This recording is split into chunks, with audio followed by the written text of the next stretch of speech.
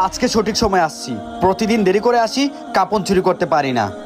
আজকে কাফনগুলো খুব তাড়াতাড়ি চুরি করতে পারবো এবং কাফনগুলো খুব সুন্দর হবে।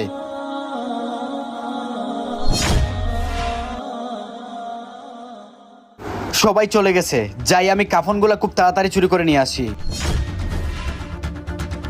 তাড়াতাড়ি কবর থেকে কাফনগুলো বের করতে হবে, কেউ দেখে ফেলবে নয়তো। এই এই তুই কে? খবর কেন করছিস? আমি একজন প্রফেশনাল কাপন চোর। আমি কাপন চুরি করে ইনকাম করি, রুজি রোজগার করি। দুনিয়াতে ইনকাম করার জন্য অনেক কাজ আছে, তুই কাজ করে ইনকাম কর। কাপন চুরি করে কেন ইনকাম করিস? কাপন চুরির মতো নিকৃষ্ট কাজ আর কোনো কিছু নেই দুনিয়াতে।